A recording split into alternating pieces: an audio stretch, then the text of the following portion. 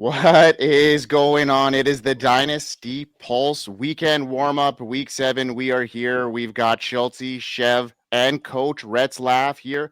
And Biggs isn't around. He's at a concert, but we're going to move on Wait, a without him. concert? I thought he was ruffling around in drawers somewhere. Well, yeah, he's always ruffling around in drawers. Whether they're his or somebody else's, we're not sure. But we're going to hit this intro up, Schultze. Let's rock this show out.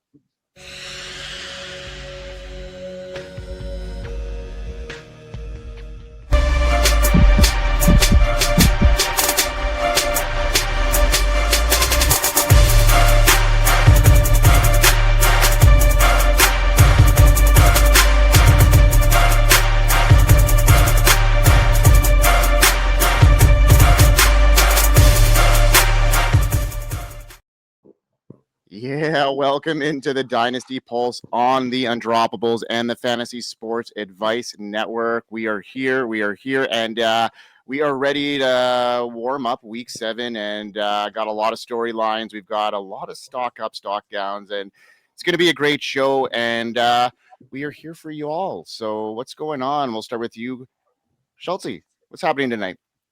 Hey, I'm here. We are here. I'm doing good. Excited for another episode. Yeah. What about you, Coach? How's it going, man? It's great. It's crazy. We're going into week 7. Pretty soon it'll be mid-year. And when you think about where we are calendar-wise, the beginning of January does not seem far-fetched one bit. And it's just crazy because we were just in, the midpoint of the summer. So, hey, love and life every week. Yeah. Chev, what's going on, buddy? Well. It'd be a lot better if Jamar Chase didn't drop touchdowns and stuff. But, that's why we're on this whole campaign of Puka's the wide receiver 1 now. Hopefully he has the proper motivation. Chev was conducting that train for sure. Yeah. Jason's around as well. Adding some spice to this mix. I love it. And I got a couple storylines. So let's get into it. A ton happening here in the NFL and in fantasy. So let's talk about Jaxson Dart. And he's rocketing up in the top 10 conversation after his historic rookie start, making serious case to be considered a top 10 quarterback for the rest of the season and beyond.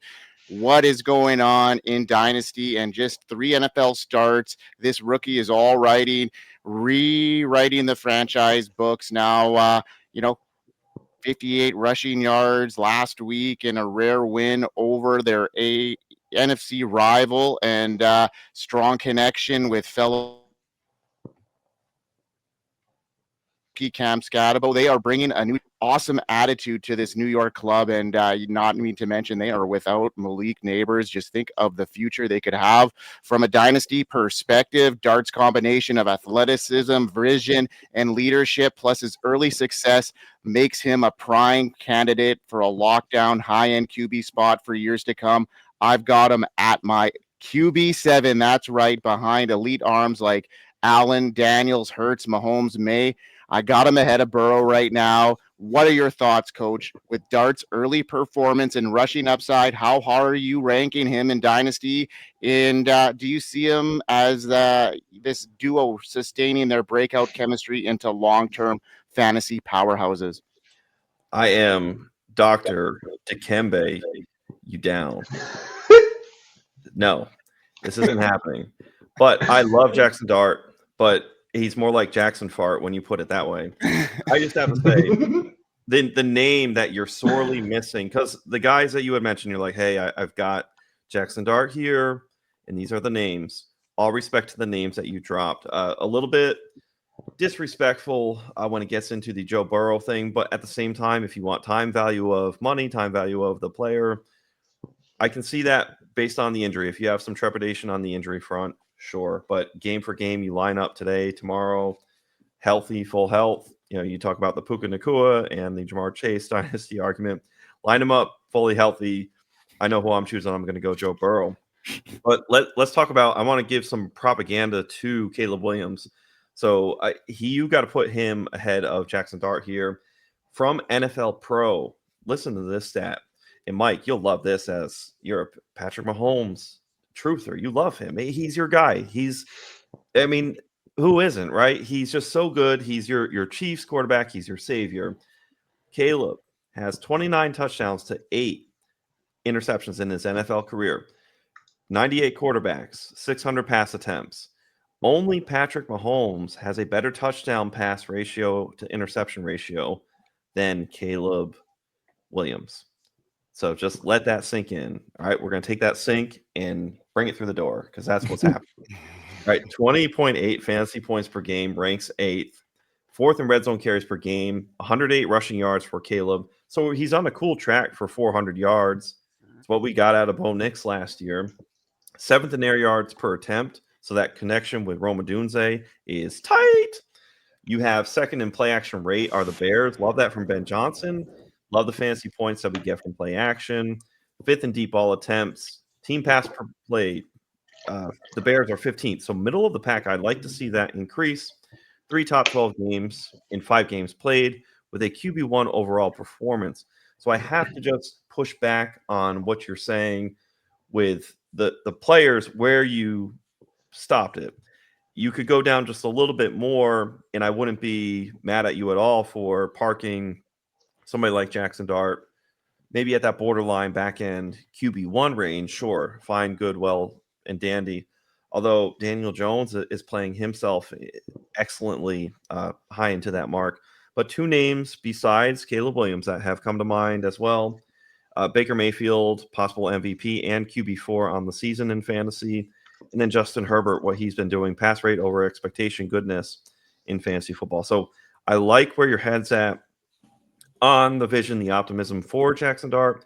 I just think it's too close to the sun. So I would park him behind at least those 3, in addition to the names that you had mentioned. Chev? Where do you have Drake May? Me right now? Wait, Drake May's ahead, please. Yeah, Drake May is ahead of that. Sorry, yeah, I had Drake May in there as well. I had Drake May as 5. Yeah, Drake May is my 5. Yeah. Okay. Yeah. Okay. All right. Okay. So we're getting a little over our skis here, but again, in one of the multiverses, future Chev whispered to me and said that once Jaxson Dart, I have the timestamp. I said it on October 2nd. Once Jaxson Dart beats the Eagles on Thursday Night Football, we're going to be having discussions about him being a top 10 quarterback in the same category as Drake May. Thank you, future Chev.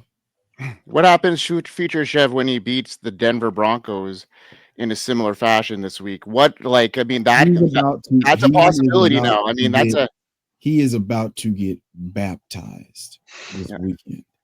Yeah, well, that's what Schulte thinks. Fire. I agree. Yeah, burn it with fire. This is going to be and then you kill it again.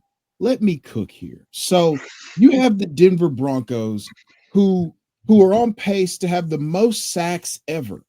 Okay, I've got Vance Joseph. He's a seasoned veteran. He's been around the block a time or two.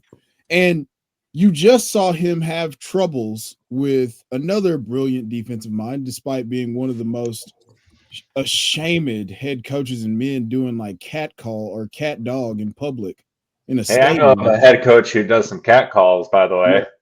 Yeah. Brandon Staley already befuddled Jaxson Dart. So he has an elite rushing floor, potentially. He could have a Drake May, Caleb Williams-esque rushing floor, but he has no passing ceiling right now today. So eventually the luck is going to run out. I do think he's going to be a really good quarterback, and I think that he's already the most valuable quarterback in his class because of his legs. And when he gets Malik Neighbors back, I could see a world where I could make him top 15. But yeah, if you're sending Jaxson Dart to get on a contender, to get a guy like, Jared Goff, or I saw a trade. We all saw the trade the other day, Joe Burrow for Jaxson Dart. Like that's things that people are doing. Stuff and things. Like honestly, if I could send Jaxson Dart and get Sam Darnold in a first, why wouldn't I do that? Oh man, I'm Like thinking Sam Darnold, the rushing upside here, dude. how much more? What's the rushing upside? Bo Nix? No, I think it's higher than Bo Nix. I think What, it's upwards of Josh Allen upside rushing. Josh Allen? Yeah, absolutely. So 500 yards and you're banking on double-digit touch. The difference between Josh Allen and Bo Nix or Caleb Williams is about 60 yards. So I was gonna say yardage-wise, I think he could average about 700 a year, and that puts him easy in a top 10 conversation. It's possible, but also that brings us into the injury discussion. He's gonna be running around, like that changes this. Like I think we're far out over our skis, and Jeremiah was much more eloquent about that than I'm being right now, but I genuinely believe that we're just a little far out over our skis. I think he's a top 15 quarterback. I think you're already seeing a return on investment because you can get more than either early second or late first round pick that you spent to get him. And that's a win in Dynasty. And I think that even if you sold, you wouldn't be selling at its potential peak. But also, QB7, get off my lawn, please. I'm on it. I'm peeing all over that lawn, man. I'm telling you, like, maybe I'm ahead, but okay. I think we're talking about him in the first 2 rounds of a Dynasty startup next year, for sure. Wait, what you need to do though, and we saw a 1-for-1, which was bizarre. Dart for yes, thank you. Please keep going, T. Higgins. Yes. All right, this is excellent. What you see, perfect. What you're saying, Mike. Okay, this is my excitement for Drake May preseason, and I felt great about it. My call was Drake May is going to join the tier of Joe Burrow and Jalen Hurts, right behind our big 3 of Daniels, Lamar, and Josh Allen. Now, of course, Patrick Mahomes has put himself back up there, but Drake May has made his company there. So, Mike, if you feel that way where you're saying, hey, top 7 in that clump, in that tier, you got Jaxson Dart, and a lot of people are thinking that way, what you need to do is have that excitement.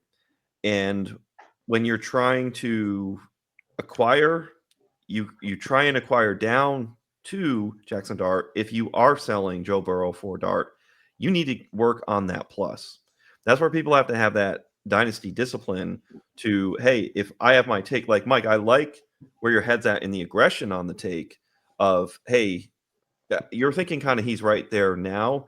But I think what you should be thinking is he's going to be there then later.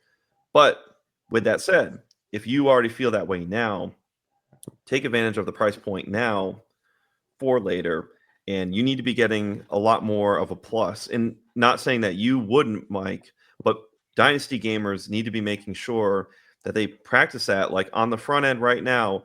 Do it now. If you feel this conviction that Dart is going to rise into that elevate tier, by all means, sell and get that plus that you absolutely believe in. I don't need to acquire him because I have him everywhere because I've been on him. And humble brag. And you know what? I was getting him at the end of the first round when people were picking I was getting Scatabo, I was getting Jaxson Dart, and I was getting Emeka Ibuka left, right, and center, and I'm reaping the benefits now. So I'm going to reap the benefits when Jaxson Dart is a top 10 quarterback headed into next year. Let me rip it. Let's go to the next one. All right. JSN emerging as the Dynasty wide receiver 1. He's lighting up the offense, and week 6 performance against the Jags, 162 yards and a touchdown, 13 targets. What's happening here there, Schulze? From a Dynasty perspective, the question is, how high can we push him? Is he wide receiver 1, wide receiver 2, wide receiver 3? Where is he in your rankings right now? Not that high, I'll tell you that. Like, I still think it's the big 4. Jamar, Puka, JJ, CD. Like, I still think that's the big four. But I think the tier right below that, you got three guys, and it's JSN, Amon-Ra, and Malik Neighbors in that 5 to 7. And those are I'm very comfortable slotting Jaxson, Smith, and Jigba into this spot. I mean, they're coming out this season, he's first in the league in target share, 36%. He's second in the league in target rate. He's first in air yards. He's first in first downs per route run. He's first in yards per route run. He's first in fantasy points per route run. He has done nothing but dominate every time he stepped on the field. You look at his weekly finishes, it's wide receiver 11, wide receiver 13, wide receiver 8, wide receiver 25, which came on a short week in kind of a weird game in Arizona. And some people might complain about, well, he's been a fringe guy, wide receiver 1, 2. He's never had the ceiling here. And then he caps it off with 2 wide receiver 3 weeks in a row. So, I mean, zero hesitation putting him in this second tier of guys. I mean, 79 yards is his lowest output. I don't think it's a stretch to say he might be the best route runner in the league. He's going to get himself open. Sam Darnold's been great. Like, he's been a great resurgence. It's a great story. But when you look at these other dudes, we got Chase is tied to Burrow. Puka's on a Rams offense that's been high flying, throwing the ball a ton. Same with CD on the Cowboys. Like, they're always just going to air it out. Like, there's just no questions about things like that. And in the Seattle offense, they do want to try and run the ball, but they have Sam Darnold at quarterback. So I don't know. It's just like the stuff around him is not as elevated as these other top tier receivers, and he's still putting up these numbers. So, yeah, man, I don't have any concerns about him. It's crazy that an injury his last year of college pushed that many people off, and a little bit of a slow start coming back from that injury pushed people off again. But, I mean, shoot, we are seeing the complete package, the real deal. It's years to come for this guy. His game is going to age like wine. Jeremiah, where do you have him in your dynasty rankings right now? Are you talking about JSN? JSN, yeah. Yeah, I put him right up there. I mean, why can't he be 6? You know, why can't he be up there, approaching that top 5? Chev, Time where do you value have of money too, especially. Sorry, one last with Malik Neighbors being hurt. You know, if you're parking Emeka Buka JSN up in that tier near him, I think it's absolutely fair just for the fact that you're getting time value. And hey, if you want to trade back into, you can. Yeah, keep going. Chev, where do you have him? He's in the second tier. It would be him, Malik Neighbors, Drake London, Amon-Ra St. Brown. That's the tier for me. Yeah, fair. That And he would be at the head of the tier. I said earlier in the week, if I could take JSN and turn him into Drake London and potentially like a first, depending on how thirsty somebody is for, Drake for JSN, like that's the type of move that I'm making, because you're moving around in the tier, but you're acquiring capital. So that's kind of where I'm looking at. Hey, this is a sell point for JSN, just based on like you can move in the tier and still get really awesome stuff. Like Drake London, now that he's back from the little shoulder injury or whatever, we're talking about a guy back-to-back 100-yard games, 8 catches, 10 catches. He's had 2 15-target games, right? Like, we're talking about splitting hairs here in terms of value. Light-skin Al-Gaib, the battle for light-skin Al-Gaib, because JSN came out of nowhere. And it's like, hey, there can only be one. And so now we're talking about JSN in the same tier. Whereas before the season, I feel like this was like, hey, if we got another step forward, that would be awesome.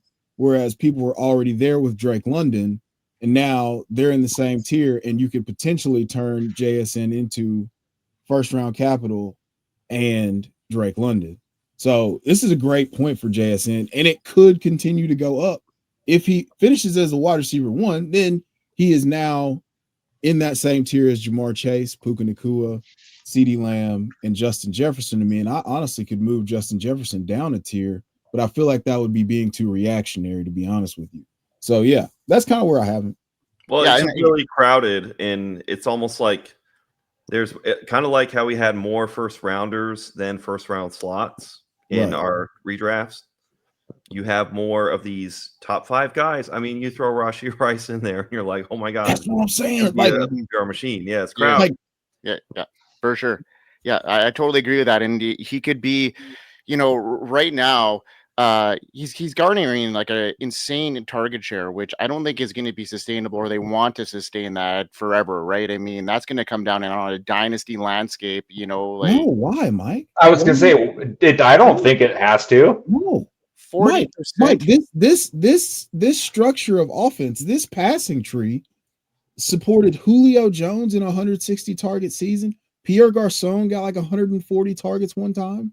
Oh, I mean, yeah, like there's no reason for them to decrease the passing volume. And like it's amalgamated into something a little bit different. And they're doing a little bit more 12 personnel and stuff, but it's just there's no reason to think that he's going to stop being hyper targeted. It's just this is just where we are now. Yeah. The only thing that could drop this, and we can amalgamate, great word, Chev.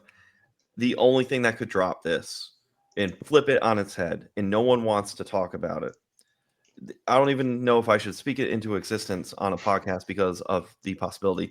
It would be, ironically, if Sam Darnold got hurt, Jalen Milroe steps in, it would mess up a lot of that top tier trajectory. It would be, you get great junk volume. It'd be like Matt Castle still throwing to Randy Moss, who would still be very good, except the ball in stride would be the ball down here or behind. It wouldn't be quite the same. That would throw things way off on the offense were that to happen. So if you're a JSN fan, you really need to be, even if he's not on your team, a Sam Darnold fan. So then you got to consider, like, you guys are talking me into putting him in that elite tier then, because if that target share isn't going anywhere and he's going to put up Julio Jones numbers like he's putting up, why are we not putting him in that conversation with Jamar Chase and Malik Neighbors and Puka Nacua and have it at tier number 1? That's. I think it's the same reason Chev is hesitant to drop JJ out is the reactionary stuff. I mean, we've been guilty of it as well. Like the Jaxson Dart take is a little reactionary. We came on this program and we guzzled JJ McCarthy for playing one quarter of good football, and he turned around and just absolutely stunk the next week. So, like, yeah, it's hesitancy to be reactionary. I'm not reactionary on 3 years may I real quick? So again, Jeremiah's point was, hey, if you're sure that and you are convinced, then you need to buy as much Jaxson Dart at the price point and overpay to where you can get like a 90% acceptance, because that's gonna amortize and turn into, hey, Jaxson Dart's a top five dynasty quarterback, and then you could then turn, either if he turns into a top 5 dynasty quarterback, then success. And then you just have a top 5 dynasty quarterback. But if it increases from what you pay to just where he's top 10 and you could turn that into more than what you paid, then you still won. And I think with JSN, you would have to still pay premium prices to get. He's not in that tier. You can't get that price point for him yet. You can't send JSN and get Jamar Chase straight up yet. So, like that's, you might be able to do Justin Jefferson right now, but again, I feel like that would be being reactionary. Justin Jefferson just had 7 catches for 120 yards the last time, and is quite literally the leader in yards per game all time. So, I mean, I think the bubble just gets bigger of what's at tier one imports. Correct. And not a sponsor. You don't shovel up and down. You just make a bigger boat? Yeah. Because it could be honestly, that might be the answer. It's just the wide you need a receiver yacht position. now. Yeah, there's more seats in the elite room. You know, I was gonna say on the island, but I was like, oh, we don't need to talk about islands anymore. So especially not ones that start with E. right. That's what I was like. Oh no, there's illusion. That's where my brain was. Anyway, like I think that there may just end up being more guys in that elite tier. Because I mean, at the beginning of the year for me, it was just Jamar Chase, Justin Jefferson, and CeeDee Lamb in the elite tier. Now it's like Puka's got to be in there, right? Like we've just seen him be too awesome at football for too long to keep him out. But I didn't even mention Rashee Rice, who could very easily, like, Rashee Rice could light the world on fire. Again, you don't really know how a team feels about somebody until they're not there. And you got everybody being like, yeah, we're not trading for a wide receiver. We have Rashee Rice. It's like, oh, so they think he's elite, but you're like, oh, is he going to be battling? But I didn't even mention him, and he should be probably in this tier 2 with Drake London and JSN. Honestly. Malik Neighbors would be in a tier, like you would have to break it up a little bit if Malik Neighbors was healthy, but when he's not healthy, his price is depressed. So all I'd say, JSN is elite. He could be, I mean, this target share isn't going away, I don't think. It also might happen where, okay, let's say you got Chase, Jefferson, Puka, Lamb, Amon-Ra, Neighbors, JSN, Romadunze, Emeka Buka, Drake London. Like, talk dirty to us, right? Rashee Rice, even down, it's not quite there. This is where you start feeling a little bit of a tear down, and these guys are filthy. BTJ and Nico Collins. I didn't even get into Tedrow McMillan. Right. So it just really comes down to, you have to understand, in Dynasty, chances are you're going to have to pump the brakes, and there's just not going to be liquidity here either, because as Chev was alluding to, where he was talking about JSN for London in a first, I kind of think it might be, you can move JSN for Nico in a first. I think you would have because the Drake London truthers are just like, hey, you know what? At a certain point, you just have the guys on your roster, because part of this is playing this game to be fun or portfolio manage. And if your portfolio manage is, hey, I have Drake London, you're not really moving off those because you want to see that through. It just ends up kind of becoming, I want my guy. Like if I've got CeeDee Lamb, I'm not necessarily saying I'm going to give him up for JSN. And in the machinations of a second or a third, most people aren't likely to entertain, because there's gridlock at the top in that sense, where you're like, I'm just going to roll with my guy who I have. And I think that's what is so fun about this conversation, is because now you're expanding because how could you trade away Justin Jefferson? Right. And then live on you'd rather just live with what you have than go with what you think you absolutely know, but at the same time you want to go with what you already know. And It's a champagne problem, and it's a great problem. And I think it's salient, Mike, that you put in JSN to this conversation, because that stirs the pot on this expanded group. I think the talent gap between 1 and 12 is a lot closer than we've ever seen before. Yes. There's not a truly like generational talent right now that you could just be like, there's not an AB right now. There's not a Julio, there's not a Calvin right now. There's not a Larry. There's some guys that are on that trajectory. I mean, Devontae Adams at his peak, right? Like there's some guys that are going to be Hall of Famers, but there's no one that's like, hey, this guy's in a tier of his own.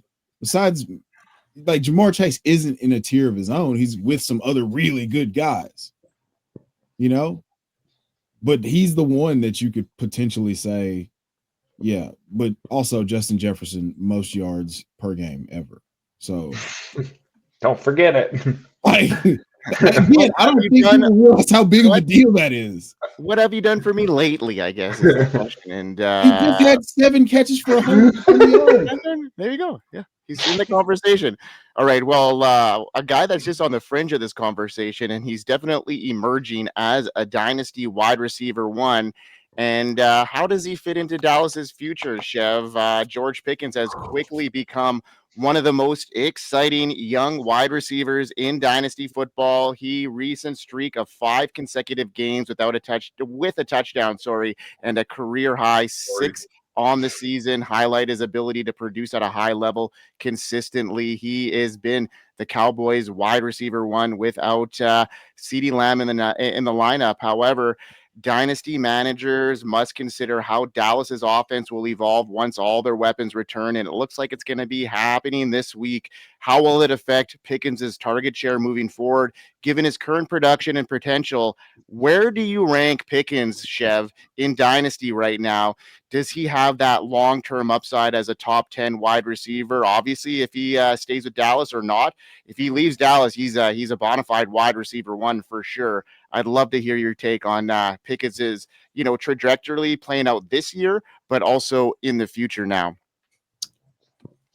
So Jeremiah has known me the longest of anybody here, and I have been like pounding the table to talk about how good George Pickens is for years. And so to get this, actually, the way that this has played out over the course of these first 6 games has been so vindicating that people who were just like, he's just like Devontae Parker, but it's like, no, man, like, what are you talking about? It's like, well, this metric says that he's just like Devontae Parker and Gabe Davis. I'm like, shut up, nerd. There you go. So honestly, I think Pickens should be him, and Teteroa McMillan would be in the same tier with me for right now. And that speaks volumes about where I thought I would be if George Pickens was still on the Pittsburgh Steelers. But again, this is a reminder that in dynasty, situations change so much. You bet on the talent and you'll come out good, or at least get a return on investment. So at this point, playing the contract game, you got to be a little bit trepidatious about paying for what you're getting in ceiling outcome right now, because if he doesn't stay with the Cowboys, if he goes back to an environment that's not a literal top 5 pass environment, Dak's first in attempts, like 4th in red zone attempts. He's 2nd in the league in end zone targets right now. It is the perfect run out for George. This is a perfect scenario. So honestly, I would put him he's firmly ahead of a guy like T. Higgins or Devonta Smith if he stays in Dallas. If he stays in Dallas, he's probably closer to wide receiver 10 to 12 than he is, 16 to 18. If he goes somewhere else, it lowers the value a little bit. So that's the thing. And Jeremiah and I talked about this on, our other show.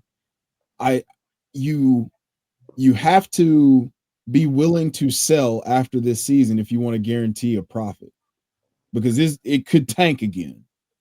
Well, and his personality is very volatile. It's a ticking time bomb. Sure. Yeah. Can I throw some names? Yeah. AJ Brown. George Pickens. Okay. Yep. Cool. Marvin Harrison Jr. George Pickens. Xavier Worthy. George Pickens. Did I say Zay Flowers? Yeah. No. George Pickens. Yep. Okay. Lab McConkey. George Pickens. Garrett Wilson. I was George Pickens anyway. Teteroa McMillan. They're the same tier. Okay, so that gets us to, we were talking about the last segment, the top 12. That puts him right at 13, 14, and he's the wide receiver 2 right on the Dallas Cowboys. So you're right there on track, and the only volatility is what's going on with the contract situation and him being like this. Right. Possible.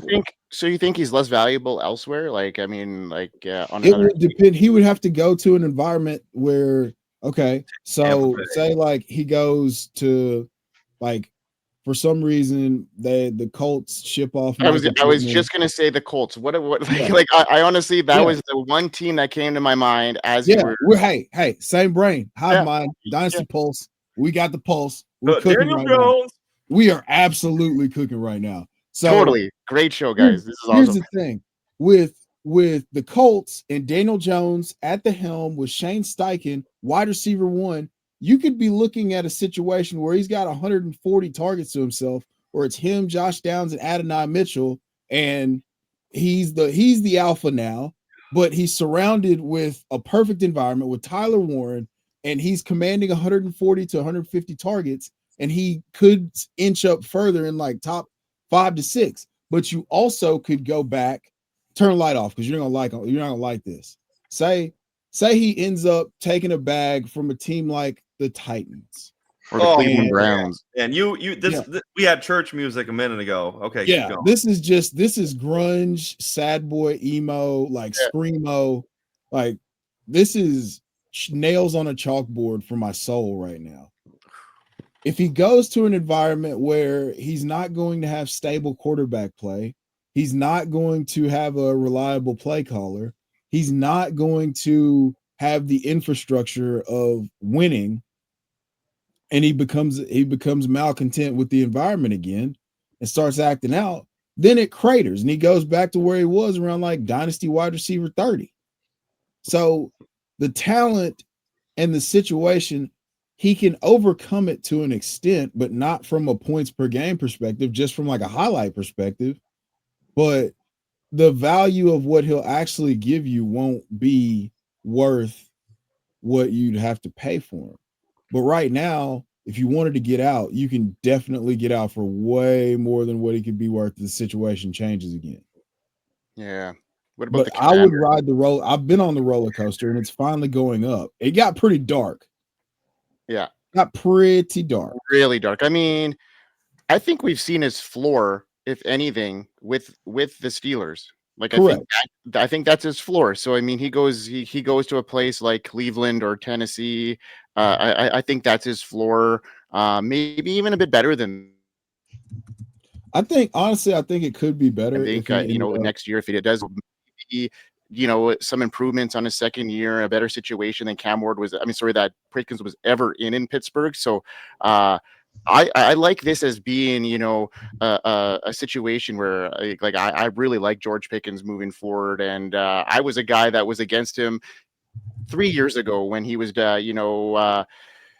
had those issues with his temperament, and Deontay Johnson was just a thorn in his side. And I didn't see the separation. He's definitely shown me a lot in the last little while, and for me to become a George Pickens truther has come a long way. I'd love to see him in a place like the Commanders as well. I see that as an opportunity that next year, potentially Debo won't be there. McLaurin is an aging guy. That could be an opportunity for him to lay it up. There's a bunch of teams that are in need of a wide receiver one. New England. Oh baby, I mean, yeah. Diggs' contract is decent. Like that's like wide receiver 2 money for Diggs. So I mean, if George Pickens was to get they could probably do $30 million for George Pickens, but that wouldn't be how they would build their team out. I would love that for Drake May, because that would be like Randy Moss and Tom Brady reincarnated. It would make Bills fans sad all over again. It'd be so good. That's awesome, guys. What a great dialogue we had on just 3 questions. Now I think it's time to get into our stock up, stock down for our viewers, because a lot has changed over a week, and I love this segment because we really get into the nitty gritty of what's really happening in the dynasty world. And let's get in on this. Schulte, why don't you get started with your stock up? Okay, I will. It's Trevor Lawrence for me, and yeah, I'm a homer, but we are watching improvement, comfortability, holy crap words, in the scheme and coaching. It's all coming together here for Trevor. So I think we are seeing a literal stock up, but I also think you're looking at a great buy low window, because Trevor's never going to have the community's respect. Like, you're always going to be able to buy low on this guy no matter what's happening. So he's literal stock up. And he's also a great buy low candidate. You look at weeks 1 to 3, he completed 55.8% of his passes, 232 yards a game, total yards per game, 4 touchdowns, 4 interceptions. Last 3 weeks, 67.3 completion percentage, 241 total yards per game, so a little bit of an uptick there, but 6 touchdowns to 1 interception. That also includes this game the past weekend, which Trevor saw the most pressure of any quarterback in any game since 2022. He threw for 258 yards, 2 touchdowns, and didn't turn the ball over. We've watched defenses put on that kind of pressure and absolutely ruin Tom Brady, absolutely ruin Patrick Mahomes. Like, you name the quarterback, that kind of pressure will ruin a guy for a game. He fought through it. He still put out a pretty good day. You are literally watching Liam Cohen's coaching come through here. And I don't want to hear another nerd say anything about first read target share out of this guy. That was the lamest thing people ran with. This is an offense that runs 20% screens. Yeah, your first read target's going to be pretty high when you're throwing screens 1/5 of the time. Like, get out of here with that. This week against the Seahawks, on 3rd and 4th down, he averaged 10.7 yards to go and converted nearly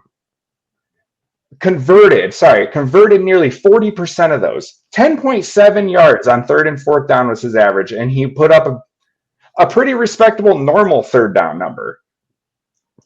So, I mean, like I said, the coaching's coming through. You're watching it. Brian Thomas is growing like that. That's coming back a little bit. There's a lot to like here as he gets comfortable in this offense. And there were reasons the numbers were down early. Early in the offense, we're still learning here. Like week 1, he hardly did anything. The Jags ran for 200 yards. They had a lightning break in the second quarter and then a halftime break, and everybody was flat, like except for the running backs just pounding the ball all night. So there were reasons the numbers were down, but he's been very good with the football as of late, and arrows pointing up. Go buy him for cheap because chances are somebody doesn't care and they think highly less of Trevor. Like me. And the one thing you got out of that, I think I kind of blanked out after the first couple of minutes, but you said Trevor never, and I'm gonna patent that one. Trevor equals never in my books. All right, well, have fun then.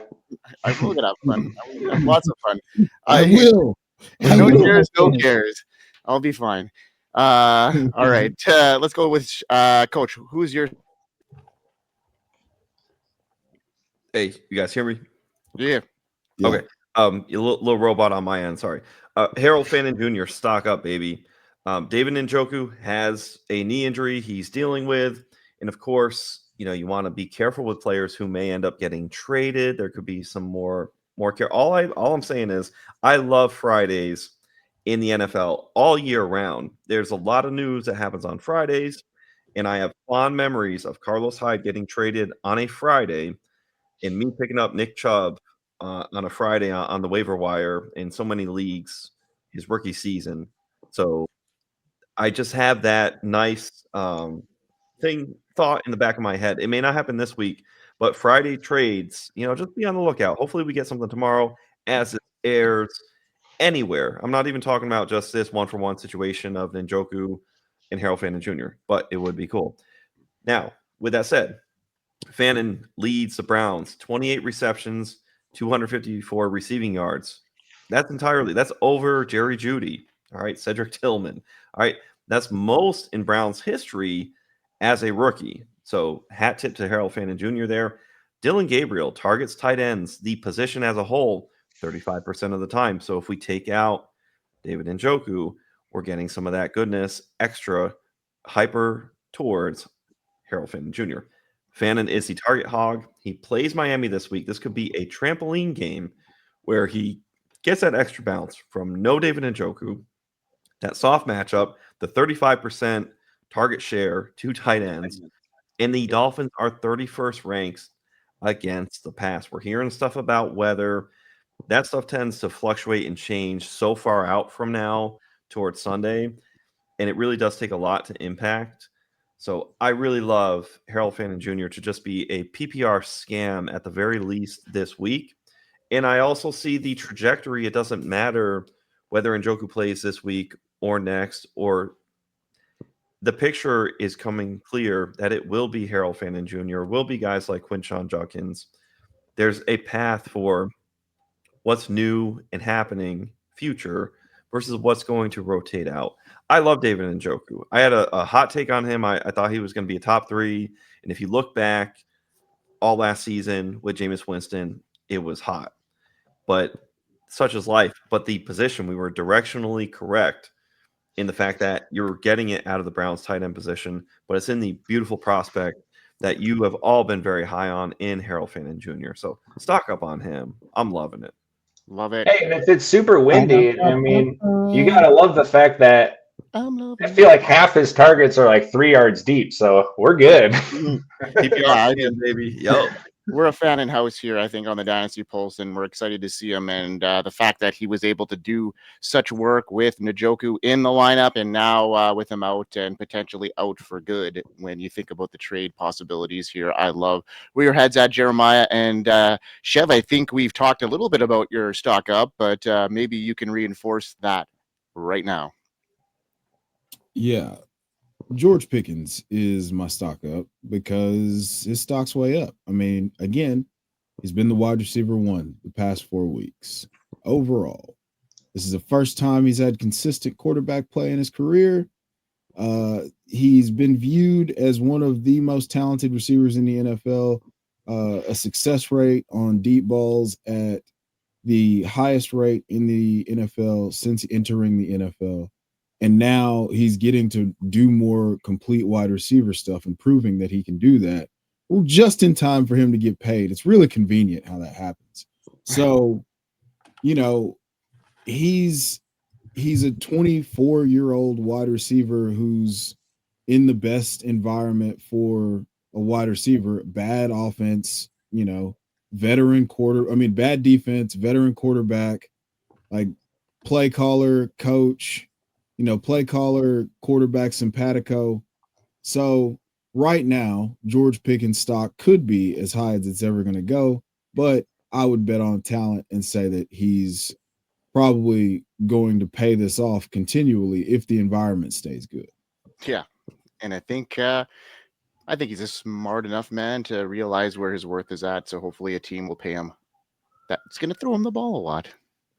Yeah, I don't understand why you would just want to bring him around just to run block. Exactly.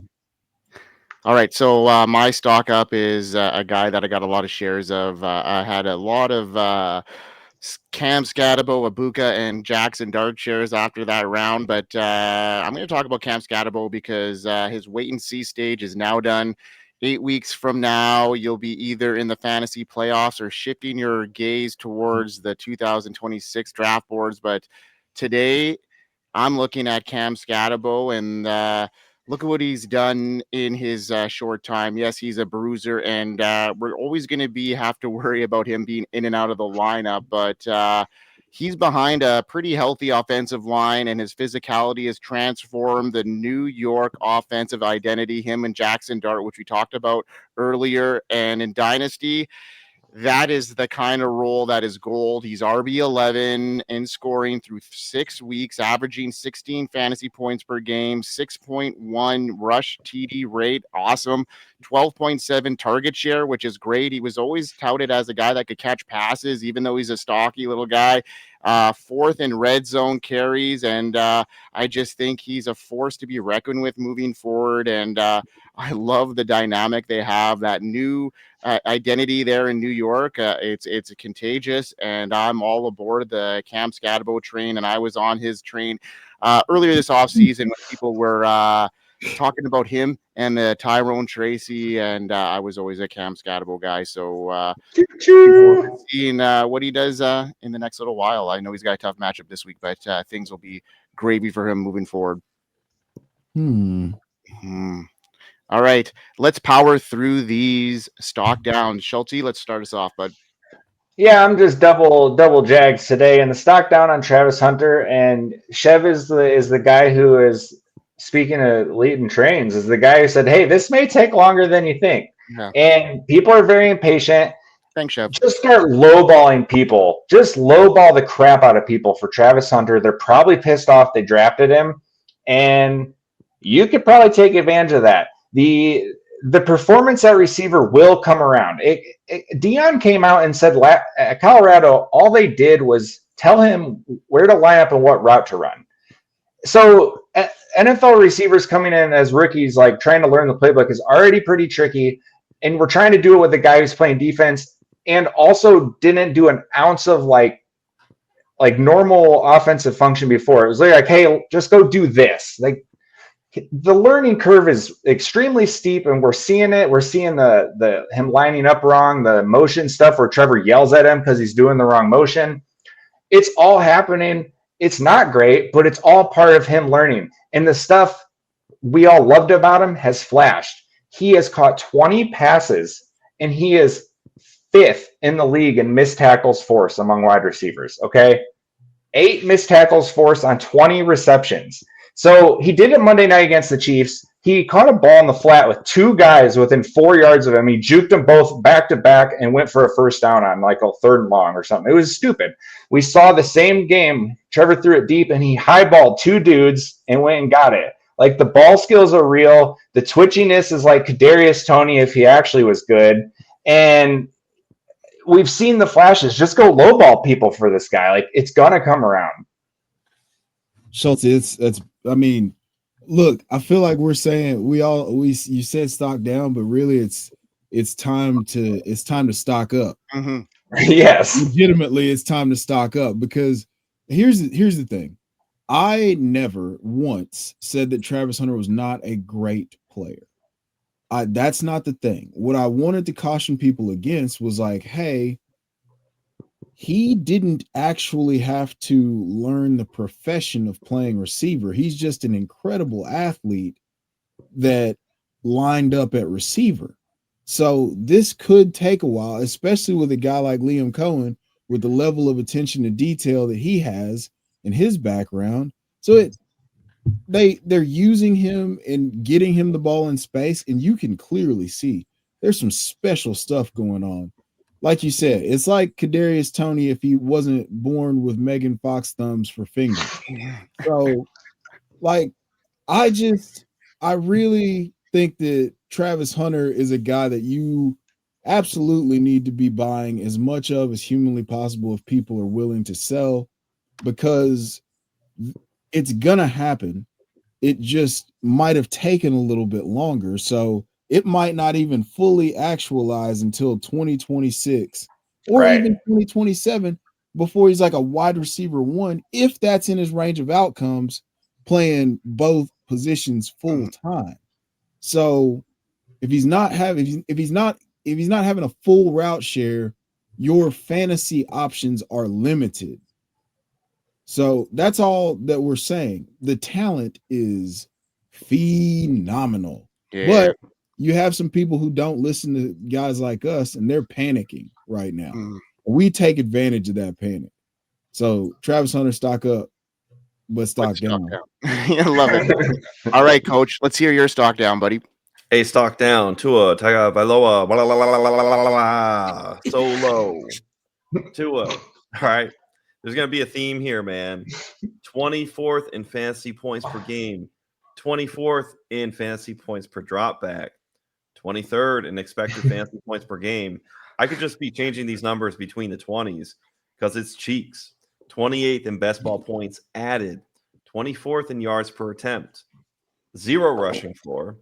Tua with fantasy finishes of 18th or worse in 5 games this year. Just a 1 QB1 performance, week 5 versus the Panthers. Nothing impressive. QB9 on the week there. Will possibly lose Jalen Waddle. There are heinous Devon Achane rumors out there too. No one is safe. Certainly not Tua Tagovailoa. The Dolphins might sell all the copper in their house. That's how much it's going to be bad for Tua. And this is a big problem that I've had with the NFL is we always reset the market to this player's getting 50. So whoever's a free agent and happens to just be a free agent quarterback and somewhat good to above average, or they put out one amazing year, they get paid as if it's disrespectful to the top tier quarterbacks, but it pushes everybody up. So a rising tide financially does lift all boats. But we're talking about players who they get the bag financially. And it could be Trevor Lawrence, it could be Tua. And it's like, when will teams just say, you know what, we're going to walk away, or you can take $30 million a year, still be rich and set for life. We'll sign you up for the next 5 years, but we're not paying you $50 million. We're not paying you 60. We're not going to push, when you're basically a quarterback too, just because we want to have this thirst to have, and this is a franchise problem. You just settle for a guy who might be able to get you 10 wins, a playoff seed, and then bounce out in the first round. And you don't even have that because it's just gone down way downhill, down the toilet. So yeah, he's an absolute dynasty stock down, and he's not a stock up. He's just cratering. And if you could get something liquidated for sure, but good luck with that. Good luck. All right, Chev, what is your stock down, bro? It hurts my ears. I can already tell. Listen, I don't want to do this. I don't want to play with you anymore. It's been a tough show, but a good one. It's Travion Henderson. Travion Henderson. You said that about as small as the letters on his jersey. That's that's a quality. That's quality right there. So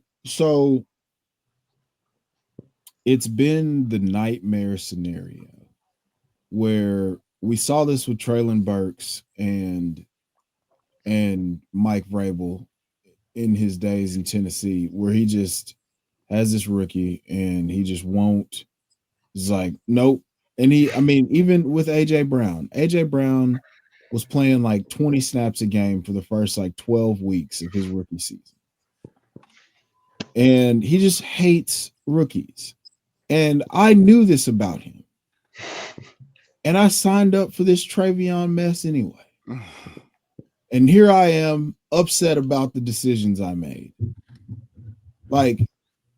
We knew Rhamondre was going to fumble the ball. We knew Gibson was going to fumble the ball. What I didn't account for was Mike Vrabel absolutely turning on a dime and not caring about that at all anymore. And that just wasn't in my plans. Wasn't on the bingo card. It wasn't. So we got everything that we wanted, and then life laughed in our faces because now Rhamondre Stevenson is going to be a reliable RB2 while Travion is barely flex worthy in 2025. I hate it here. And I apologize for having to ruin your little Travion party. Yeah, man. And I got another party I'm gonna have to take a big stinker on, and earmuffs, Chev. You know what's coming, and that sucks. But talking about it's coming. That is so crazy. Cam Ward. Oh man. All right, let's get it over with. He's broken. The situation is broken. There is no spark on the roster. There is nothing around him right now that's supposed to even give me a glimmer of hope. A fresh face, a fresh scheme, a fresh direction. Maybe now with a new OC, hopefully the Titans are hitting the reset button now, and maybe this new signal caller will help Cam Ward. That is what I'm hoping for. And complete stock down, but maybe with a glimmer of hope with the new OC that there's some stock up, but I doubt that. 30 in passer rating. Last in total offense, 31st in both passing and rushing per game, dead last, third in conversion rate, 33rd in EPA. There's a lot not going on that should be there in Tennessee, but hopefully things change there, Chev. Hopefully with the coaching change, it won't fix things, but maybe make it a little bit better. We shall see, but maybe some draft capital here, some replacement players. I don't know what the solution is. What is this? The lockout replacement players?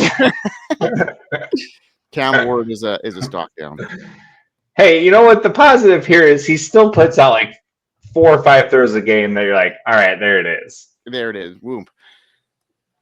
There was some optimism there for a bit, but there was some glimmer of hopes at the end of that week 5 game. But I'm the only one who had stock down with a positive spin tonight. Yeah. All right. Well, listen, no. Yeah. I can't let it slide. Okay. I was trying. This can't stand. Okay. I understand that it's not good right now. Okay. But Cam Ward is really good at football, and he's going to be good eventually. He's not in a situation that is suitable for even maybe a high school team. Okay. So we have to give him grace. We have to treat it like Trevor Lawrence with Urban Meyer. You guys remember that? Yeah. Bryce Young's rookie year. You guys Well, I blacked out of my mind. Yeah. All right. That's what we have going on right now. So you guys just understand that, our time's coming. All right. Captain Cam. All right. To the moon. All right. I said it. You heard it here first. All right. But first, it's not going to be very good. So go buy him. You can probably get him for a second now. Just do what you can do. Do what you will with that information. All right. I'm done. Well, guys, what a great show. I enjoyed all of it. I know there was some good dialogue back and forth, and hopefully our viewers got something out of it as well. Looking forward to next week. And be sure to set your lineups, folks, from all of us here on FSAN, the Undroppables Network. We're bringing you the heat on the pulse every week. And Chev, Schultze, and myself, we will sign you off. Peace out.